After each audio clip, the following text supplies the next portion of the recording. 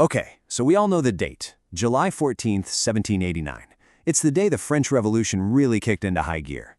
But what if I told you that the most powerful man in France, the king himself, thought that day was a total non-event? Yep, you're seeing that right. This is the actual diary entry from King Louis XVI on July 14th. Just one word, rien. Nothing. Now, to be fair, this was his hunting journal, and he didn't bag anything that day. But wow, talk about a symbol for just how disconnected the monarchy was from the absolute firestorm brewing right outside the palace walls. So, was it really nothing? Oh, not even close.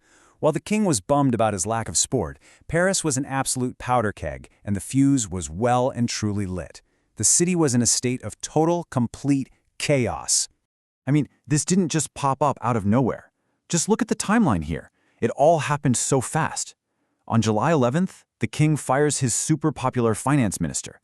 By the 12th, Paris is in open revolt. The 13th, the people are grabbing whatever weapons they can find. And then bam, on the 14th, history is made.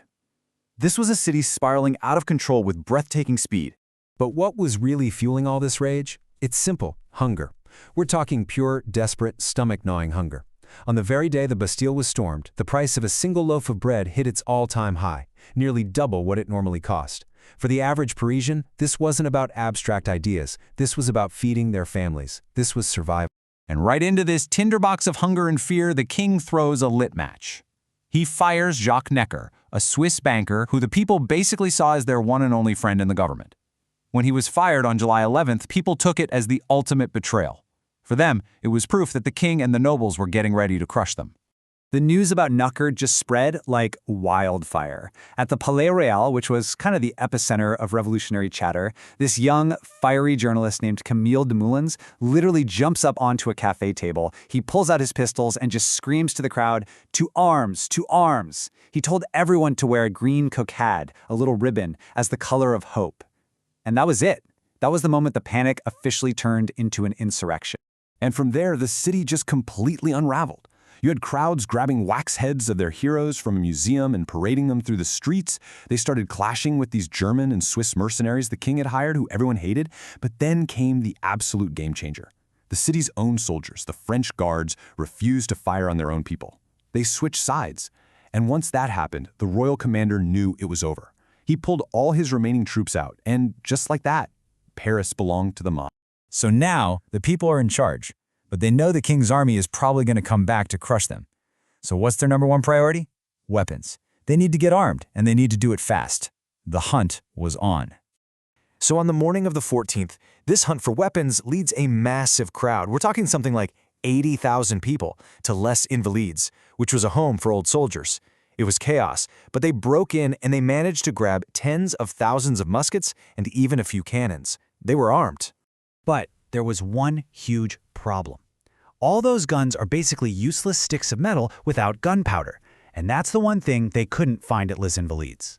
So, where in all of Paris could a brand new revolutionary army find a massive stash of gunpowder? All eyes turned to one single, ominous fortress, the Bastille. And listen, this is the most important thing to understand about that day. The crowd didn't march on the Bastille to free political prisoners. They marched on the Bastille because they knew it was where the city's main stockpile of gunpowder was being held. They wanted ammo. Which brings us to the myth of the Bastille. You know, propaganda at the time painted it as this horrible Gothic nightmare, a dungeon filled with tortured intellectuals wasting away. The reality? Well, it was more like an overgrown lodging house, as one historian calls it. Some of the inmates even had access to a billiard table. I mean, just get a load of this quote from a former inmate describing the food. He talks about succulent beef, chicken, even a bottle of old Burgundy.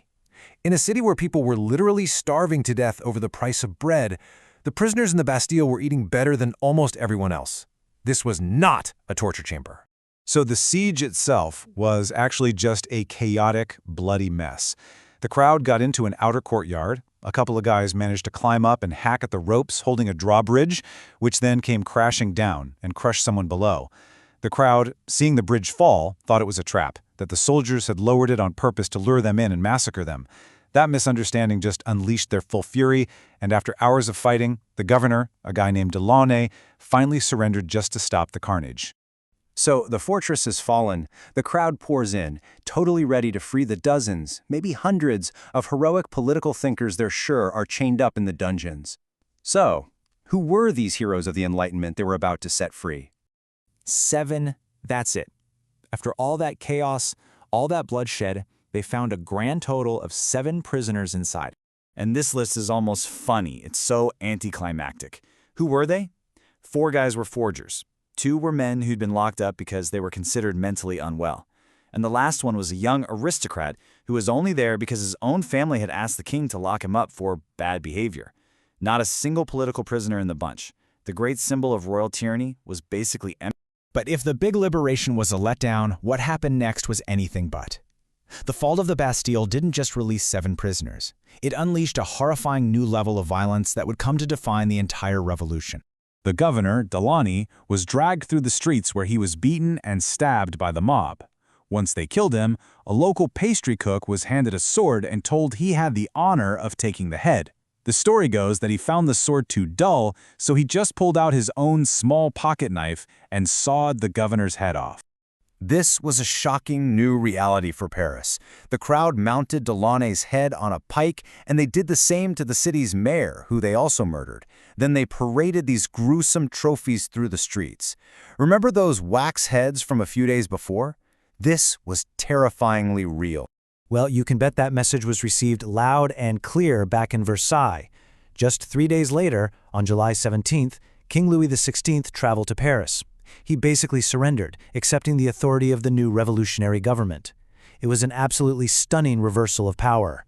And it was at that ceremony that a new symbol was born, the tricolor, the famous French flag.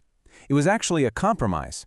It combined the red and blue colors of Paris with the traditional royal white of the Bourbon family. It was meant to be a symbol of the king, now bound to his people. But any idea of a peaceful reconciliation was just an illusion. The violence was not a one-time thing. It had become the engine of the revolution. Just a week after the Bastille, a crowd murdered an official named Joseph Foulon de Douai. He had famously, and probably falsely, been accused as saying that if the poor were starving, let them eat straw. So they hanged him, cut off his head, and stuffed his mouth with straw. And that really leaves us with this powerful idea from the historian Simon Schama. Violence was not just an unfortunate side effect, it was the revolution's source of collective energy. The storming of the Bastille was never really about freeing prisoners, it was about getting gunpowder. And in doing so, the people of Paris unleashed a force that would end up consuming France and changing the entire world. Which leaves us with a pretty tough question, doesn't it? Can a revolution ever truly be bloodless?